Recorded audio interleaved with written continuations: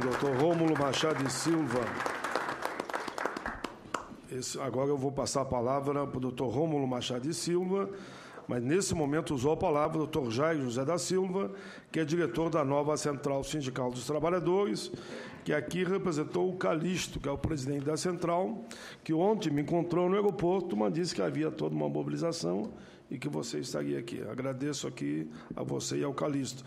Agora vamos passar a palavra ao doutor Rômulo Machado e Silva, que é coordenador geral de normatização e programas do Ministério do Trabalho e Emprego. Fala em nome do Ministro do Trabalho. Obrigado, senador Paim. Antes de mais nada, eu gostaria de saudar todos os presentes, em especial o senador Paim, que é um combatente, né, um defensor da causa segurança e saúde no trabalho. Gostaria de saudar também, especialmente, o senador Cássio, o senador Sintra, que, pela demonstração clara de abertura ao debate, de estarem aqui, né, e acho que a grande relevância dessa audiência é dar uma oportunidade da gente fazer o debate, de fazer um contraponto e de colocar diversos pontos sobre o processo, né? Decisões da magnitude desse projeto de decreto que sustam a norma tão importante, a gente entende que elas não podem ser tomadas de maneira assodada, de maneira afoita. Então, esse debate que nós estamos fazendo aqui é extremamente necessário. Eu vou buscar fazer uma apresentação não abordando, não adentrando tanto no mundo jurídico. Eu trago uma apresentação e trago informações para os senhores sobre o processo, como aconteceu esse processo, como nasce essa nova NR12 em 2010. NR12 não é um fenômeno que acontece, que surge no mundo jurídico em 2010, tem um histórico.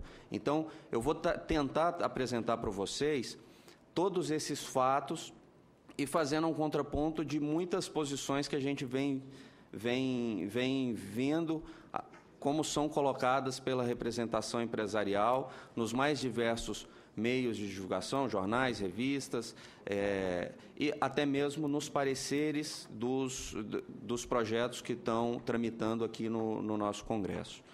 Então, na verdade, a gente observa desde final de 2012, meados de 2013, que há uma verdadeira cruzada contra a NR12. É uma cruzada articulada de construção de um discurso que não condiz com a verdade, e eu vou colocar alguns pontos disso aqui e me coloco à disposição para quem quiser, para que eu apresente os documentos que mostram que vem sendo construído, vem sendo divulgado algo que, de forma arquitetada, que acaba culminando com a existência desses projetos de decreto propondo a sustação da norma.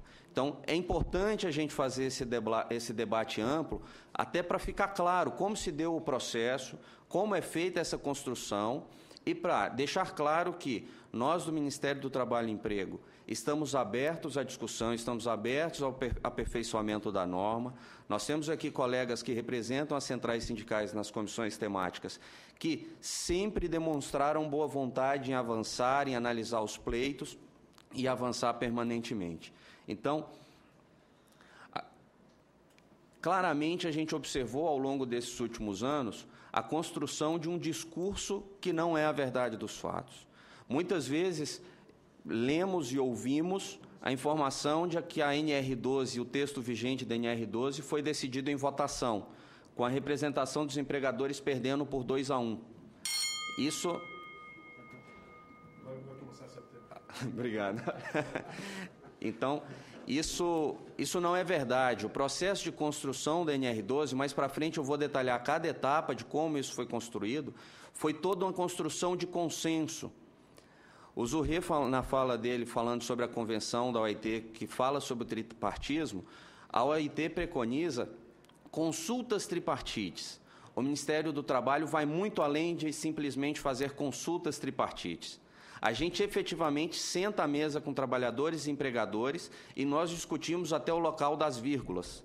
Muitos textos nossos, quem lê fala assim, poxa, quem escreveu esse item não tem a menor noção de como se faz uma redação uma redação limpa, mas é porque tem algumas situações que, no processo de construção tripartite, você precisa ceder, todas as partes têm que ceder.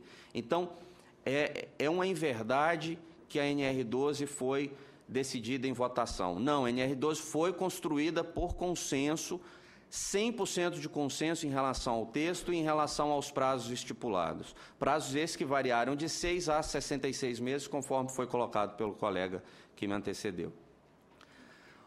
Outra situação que não corresponde à verdade é a citação de que a NR12 estabelece regras mais exigentes que os paradigmas internacionais.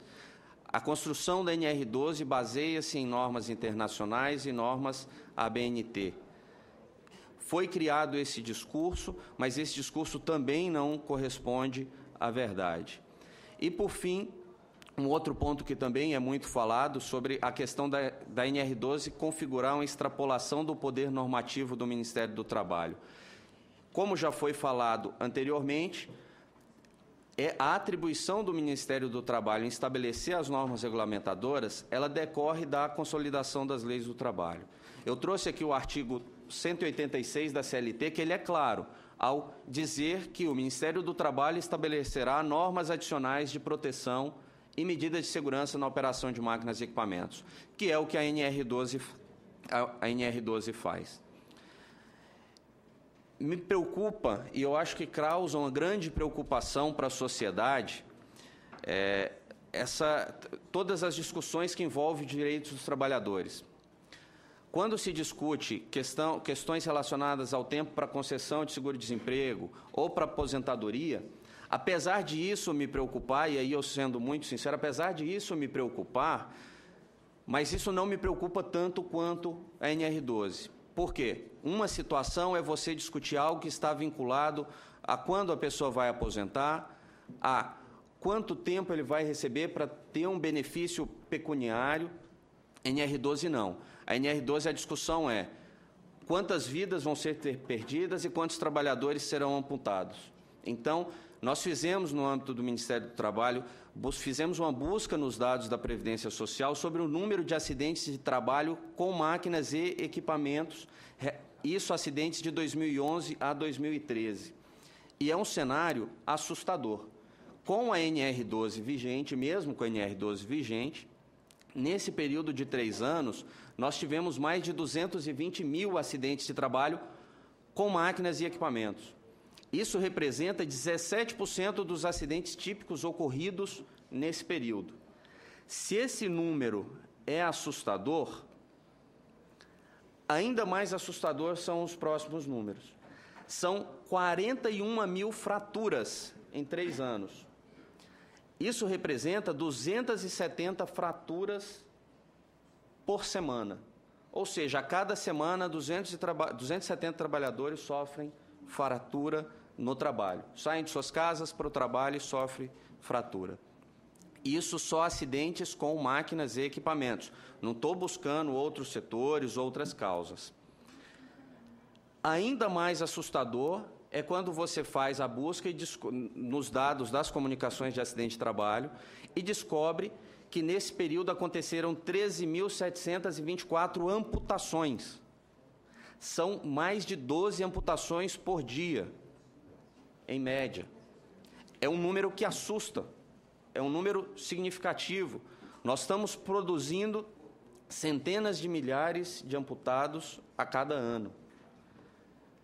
E, em relação a óbitos, nesse período de 3 anos, foram 601 óbitos, 601 trabalhadores que morreram, que saíram de suas casas para trabalhar e morreram em razão de acidentes com máquinas e equipamentos. É quase um óbito a cada 2 dias. E se a gente for além e pesquisar o número de dias úteis no ano, que são 260 aproximadamente, nós vamos chegar que é quase um óbito por dia. Então, esses números circundam o tema NR12. Esses números que assustam e que a gente precisa apresentar e discutir e que a gente precisamos avançar em termos do texto normativo, precisamos. O Ministério do Trabalho, os trabalhadores estão dispostos, têm demonstrado essa disposição. Então, esses são números assustadores em relação aos acidentes com máquinas e equipamentos. Aqui eu tento trazer um pouquinho do histórico de construção da NR12, porque eu acho que é importante isso para o debate, para aprofundar o debate, conhecer como isso foi construído. A primeira versão da NR12 nasce lá em 1978, junto com todas as normas regulamentadoras. Em 83, tem uma revisão desse texto, mas não se mexe muito nesse texto. A partir da ocorrência de inúmeros acidentes, a gente começa a ter algumas discussões sobre determinados tipos de máquinas. Em 94, é inserido na NR12 um anexo para tratar do tema motosserra. Depois, em 96 e 97, você passa a ter um anexo com disposições sobre cilindros de massa. Porque, dada a recorrência de acidentes, a sociedade se mobilizando frente a esses números absurdos de acidentes de trabalho. E, depois de 96, 97, a próxima versão da NR12 é atualmente vigente em 2010. Entretanto, nesse período entre 96 e 2010, o mundo não ficou parado, os acidentes não pararam de acontecer, os acidentes acontecem até hoje. Então, era observada que faltava uma atualização do texto normativo da NR12. O texto base, a parte geral da NR12, que estava vigente, era um texto de 83. Ou seja, nós entramos no novo século e o texto vigente era o mesmo. Só que a sociedade se organiza contra, porque o acidente do trabalho machuca, fere todos os atores da relação de emprego. Então, especialmente em São Paulo, começou-se a discutir avanços em termos de segurança de máquinas e equipamentos, avanços esses que foram consignados por meio das convenções coletivas de trabalho.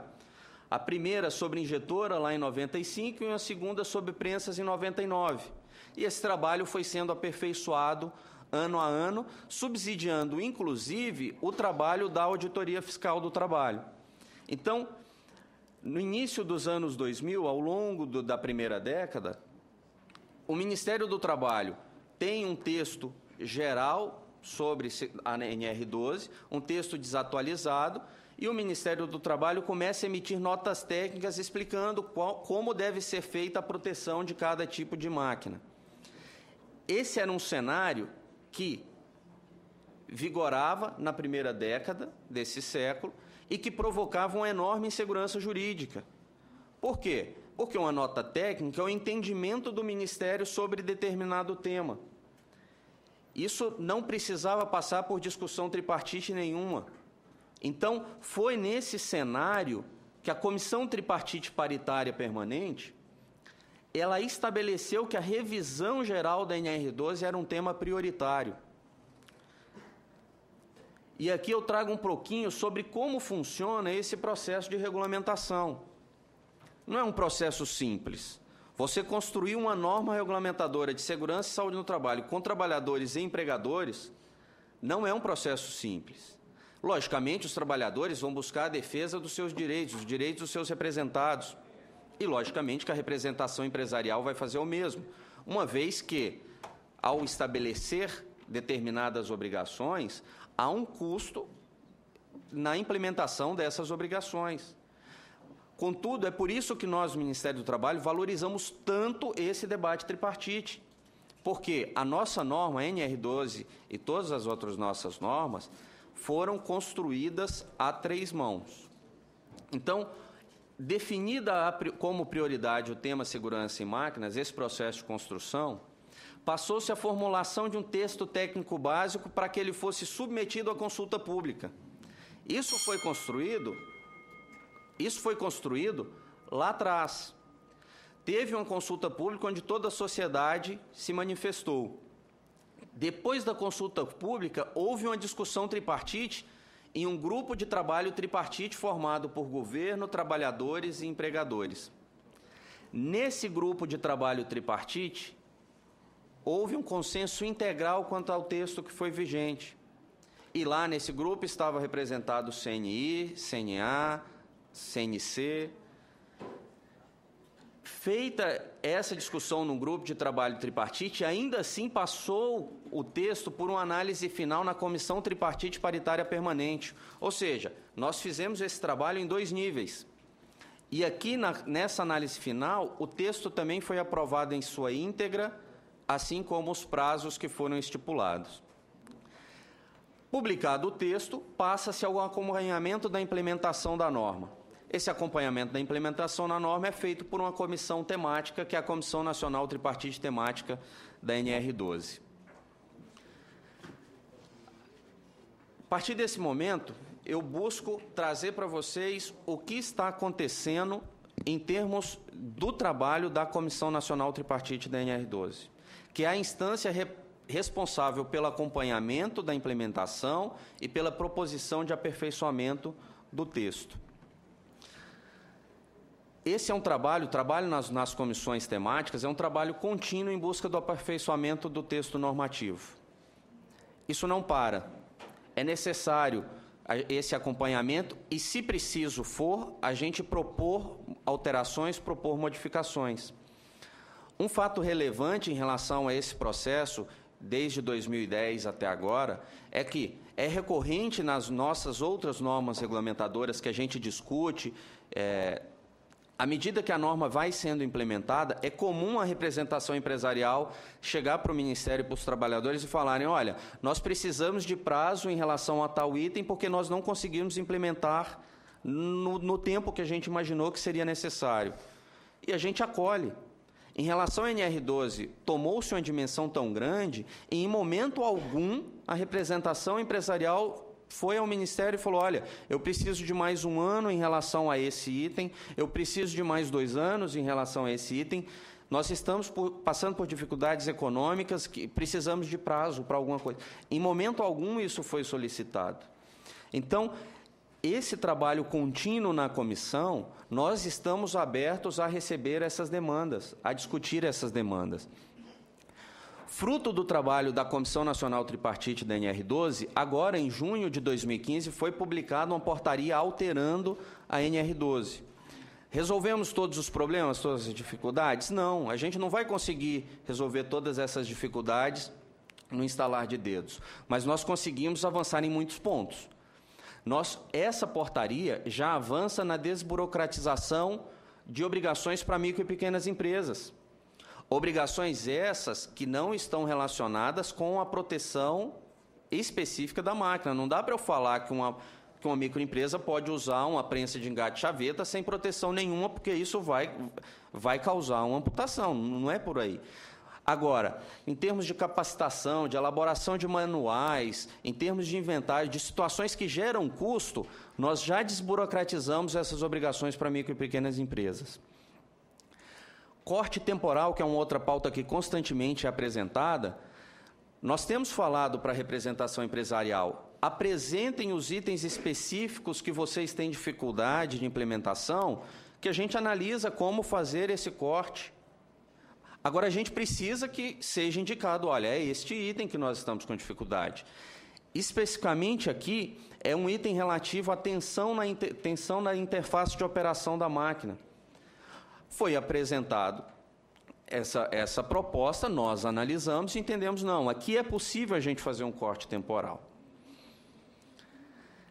Ainda em relação aos trabalhos que estão sendo feitos no âmbito da CNTT, nós, desde julho agora de 2015, em parceria com o Ministério do Desenvolvimento, Indústria e Comércio Exterior, nós realizamos reuniões setoriais com a Anfávia, a Sindipeças e a Abimac para discutir com os setores as dificuldades que eles estão tendo na implementação da norma.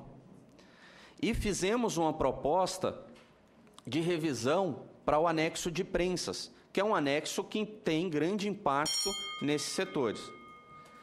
Então, essa proposta de revisão do anexo de prensas nas reuniões setoriais, juntamente com o indicativo da bancada de governo, no sentido de que é possível nós discutirmos prazos para itens específicos em que haja dificuldade de implementação, isso tudo já foi sinalizado. Tentando acelerar para concluir. Foi realizada agora, no dia 27 de agosto também, mais uma reunião da Comissão Nacional Tripartite Temática da NR12.